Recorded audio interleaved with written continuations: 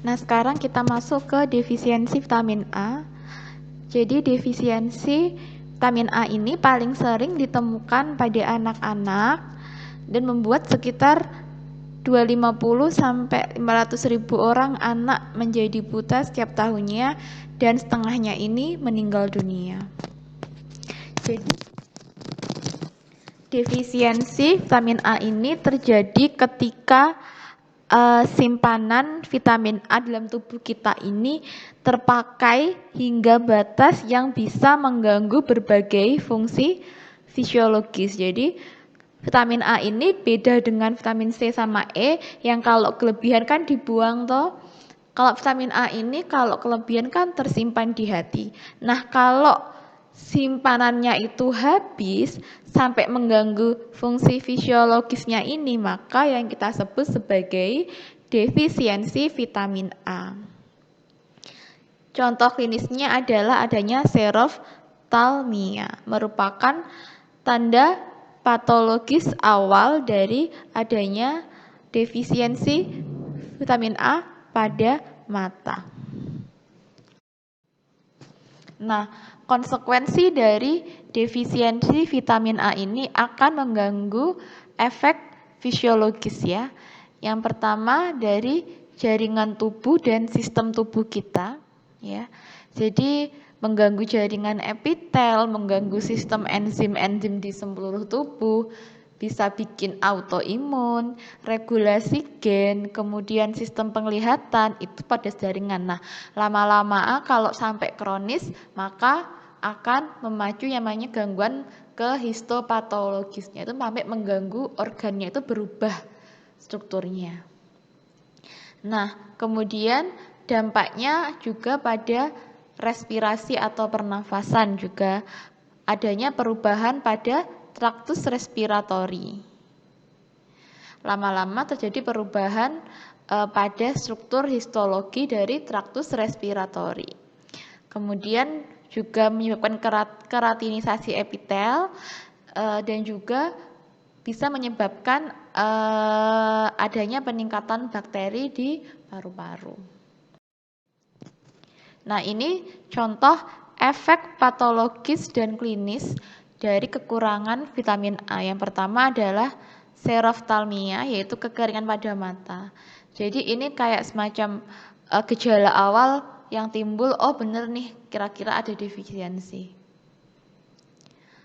Kemudian ada lagi buta senja, bercak bitot, ulserasi, sampai nanti ke fase nekrosis. Itu tahapan-tahapan dari seroftalmia tadi. Kemudian efek juga ke sistem kekebalan tubuh kita, yaitu kompetensi. Jadi vitamin A ini membantu pada aktivasi sel T dan sel B. Udah tahu kan sel T dan sel B itu berhubungan dengan sistem imun adaptif seluler. Jadi kalau sampai nggak terbentuk, wow ini gimana gitu ya. Kemudian sel-sel imun kita seperti limfosit, CD4 itu diperkuat dengan vitamin A. Jadi kalau kekurangan ya berarti sel-sel CD4 sel T-nya itu juga akan melemah. Kemudian juga memperberat infeksi pada penyakit campak dan diare, serta meningkatkan angka kesakitan atau morbiditas dan mortalitas atau kematian. Nah, bagaimana sih pencegahan dan pengobatan untuk defisiensi vitamin A? Yaitu segera setelah didiagnosa, kalau untuk bayi kita berikan 50.000 UI, unit internasional. Kemudian kalau sudah sampai 6 sampai 12 bulan kita berikan 100.000. Kemudian kalau lebih dari 12 bulan kita berikan sampai 200.000. Nah, bagaimana sih kita mencegah supaya tidak terjadi defisiensi? Kita bisa melakukan pendekatan berbasis pangan, yaitu dengan cara diversifikasi konsumsi pangan. Karena apa? Tidak ada satupun pangan itu yang sempurna nilai gizinya. Kita harus makan beraneka ragam makanan. Caranya gimana? Dengan mengedukasi masyarakat gitu ya. Kemudian bisa juga dengan adanya fortifikasi makanan pokok dan makanan dengan nilai tambah. Jadi vitamin A ini juga kalau memang di daerah itu terjadi misalnya endemik defisiensi, maka kita bisa berikan fortifikasi pada makanan pokoknya. Atau bisa juga nih kita berikan karena vitamin A itu kan larut pada lemak. Nah, biasanya juga diberikan di minyak goreng untuk fortifikasinya, itu sudah pernah ada. Kemudian yang telah ada di Indonesia adalah suplementasi kapsul vitamin A, dan itu wajib ya, di PSG sudah diterangkan ya. Kemudian juga pemberian vitamin A ini diberikan bersamaan dengan waktu imunisasi supaya orang itu sekalian datang gitu ya, dan diberikan selama 2 kali dalam setahun, yaitu bulan Februari dan Agustus. Kemudian juga diberikan pula kapsul ini untuk suplementasi postpartum ibu nifas, yaitu pada 2-6 minggu setelah melahirkan. Kemudian fokus ke zat gizi yang lain, yaitu yodium. Yodium itu sebenarnya masuk dalam mikromineral, jadi mineral yang dibutuhkan dalam jumlah yang sedikit sekali karena ada di tubuh kita itu hanya sekitar 0,00004% dari berat badan kita atau sekitar 15-23 mg. Nah, yodium ini sebagian besarnya ada di dalam kelenjar tiroid kita. Jadi berhubungan dengan nanti hormon tiroid, sintesis hormon tiroksin atau T4 dan triiodotironin atau T3. Nah, dalam darah bentuk iodium itu bisa bentuknya bebas gitu ya, atau juga terikat dengan protein atau yang kita sebut dengan PBI. Nah, yodium meskipun sedikit jumlahnya, ternyata dia punya banyak manfaat di tubuh kita, membantu untuk pembentukan hormon T3 dan T4. Nah, ini berhubungan nanti dengan metabolisme energi. Ini belajar lagi nih kemarin di mata kuliah biokimia. Kemudian juga berhubungan dengan perkembangan sistem syaraf pusat. Wah, ini bahaya kalau sampai ibu hamil kekurangan yodium. Kemudian untuk pertumbuhan anak dan remaja, ini berhubungan dengan kecerdasan juga. Kemudian juga sebagai aktivator dalam beberapa metabolisme dalam tubuh kita, jadi membantu, kofaktor, aktivator. Nah, untuk angka kecukupan yodium di Indonesia adalah sekitar 1-2 mg per kilogram berat badan per hari. Jumlahnya sangat sedikit ya. Kemudian semakin kita dewasa kebutuhannya semakin bertambah ya. Bahkan ketika kita hamil menyusui ada plus 25 sampai plus 50 tambahan kebutuhan yodium untuk kehamilan dan menyusui. Nah, ternyata ada interaksi antara yodium dan selenium. Jadi penelitian pada hewan coba menyebutkan bahwa ternyata defisiensi selenium itu akan meningkatkan kadar T3 di jantung, sehingga akan meningkatkan denyut jantung ketika nanti dipalpasi. Kemudian fungsi selenium ini berhubungan di dalam selenoprotein. Jadi selenium ini berhubungan dengan metabolisme dari yodium. Jadi selain kita butuh yodium untuk metabolisme T3, T4, kita ternyata juga butuh mikromineral selenium. Jadi mikromineral selenium ini merubah T4 menjadi bentuk aktif dari T3. Jadi selenium ini mengubah T3 menjadi bentuk yang aktif. Kemudian ternyata selenium ini juga merupakan antioksidan utama yang bermanfaat dalam tubuh manusia dan pada binatang. Nah, selain itu juga ada interaksi antara iodium dan zat besi. Ini sudah banyak sekali penelitiannya ya. Nanti silahkan kalau mau dicari-cari artikelnya. Ini salah satunya dari Zimmerman tahun 2000. Jadi, dia memberikan suplementasi. Pertama diberikan hanya iodin saja. Pada anak yang kekurangan iodin saja. Kemudian dan diberikan kepada yang mengalami defisiensi iodin dan ditambahkan dengan Fe.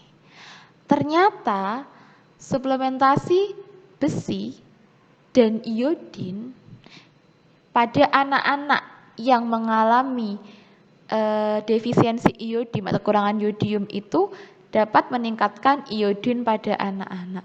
Jadi biasanya suplementasi Fe ini diberikan bersamaan dengan iodium kalau pada anak yang kekurangan iodium. Ini sudah banyak penelitiannya, jadi ternyata untuk suplementasi pun kita nggak boleh sembarangan, ada interaksi zat gizinya.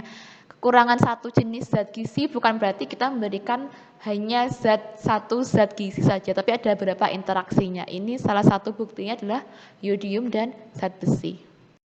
Nah, apa sih dampak kekurangan iodium?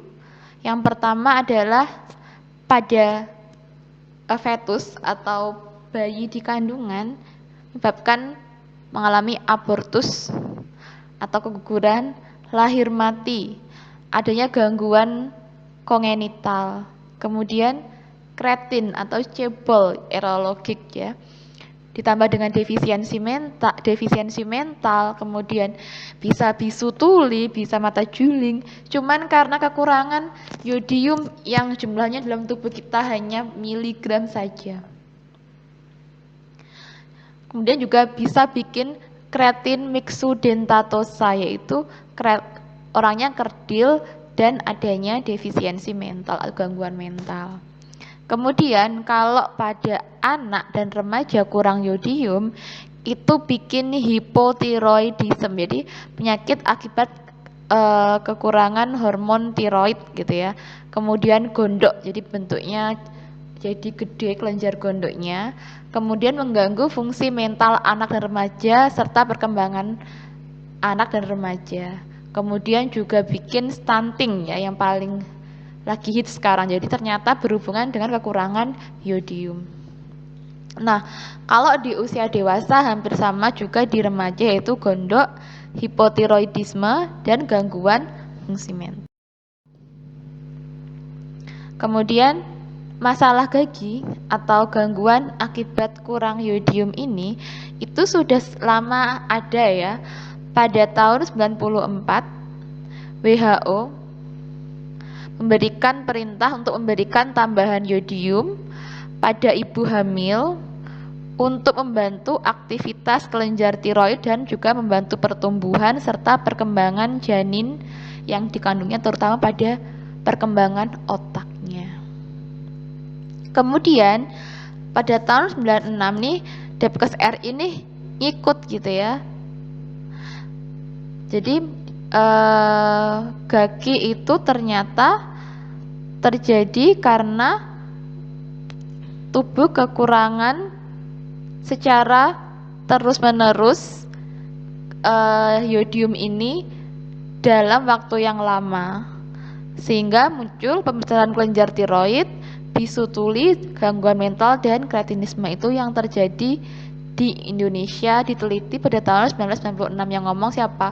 Depkes atau Departemen Kesehatan RI. Nah, kemudian yang berhubungan lagi dengan defisiensi iodium adalah tadi hipotiroidisme, yaitu tidak berfungsinya kelenjar tiroid gitu ya. Bisa karena pembedahan, karena gangguan atau malfungsi dari kelenjar pituitari atau kelenjar hipotalamus. Biasanya ditandai dengan kulitnya kering, tangan dan mukanya bengkak, lelah, bicaranya lambat, BB-nya naik, pendengarannya kurang, mental apatis, kemudian konstipasi, kukunya rapuh. Kemudian kalau pada wanita biasanya haidnya ini tidak teratur sehingga pada penderita hipotiroid ini biasanya mengalami fertilitas atau sulit punya anak. Nah, untuk terapi dietnya dengan cara mengontrol kenaikan berat badan terutama pasien yang tidak diobati. Kita ukur juga secara teratur berat badannya untuk mendeteksi apakah adanya kehilangan atau adanya retensi cairan atau edema. Kemudian kita koreksi apakah asupan yodiumnya tidak adekuat. Jadi kalau enggak adekuat ya kita kasih bahan makanan yang cukup yodium. Kemudian juga koreksikah apakah ada defisiensi zat besi dan B12 karena adanya anemia.